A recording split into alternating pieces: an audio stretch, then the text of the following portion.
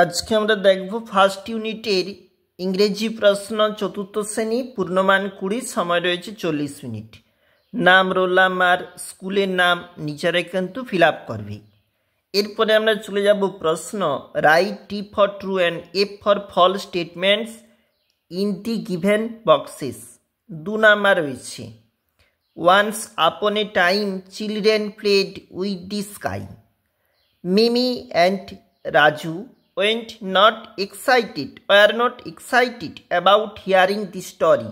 দেখো কোনটা two false হবে সেটা কিন্তু নিজেরাই ফিল আপ করবে অবশ্যই। লিপি ফাদার সেলস ডলস। তারপরে বলেছে Rivu and Gauri liked the tasty of hilsa fish.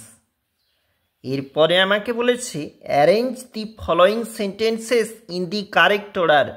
Put the numbers in the given boxes. The sky flew out of reach of the old woman's broom. The sky could take it no more. The old woman ordered the sky to stop raining. The old woman kept on swimming. The sky could not stop raining.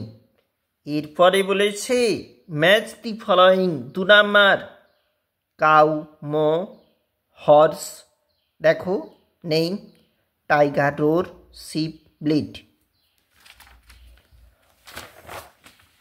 পরবর্তী page tick the correct alternatives. 2 number the boys are playing with the playground. The man is driving the car. The mother is cooking delicious dishes for lunch. I saw many monkeys in the forest. এরপরে বলেছে answer the following questions. 6 number who is লিপির classmate. Sujoy is লিপির classmate. What did the children do after having breakfast. After breakfast the children played in the courtyard. Why did the woman keep on sweeping দেখো C kept on sweeping wanted to keep her heart clean। তার কুড়ে ঘরটিকে পরিষ্কার করতে লাগলো সেখানে। এরপরে বলেছে circle the words which are names of person place things.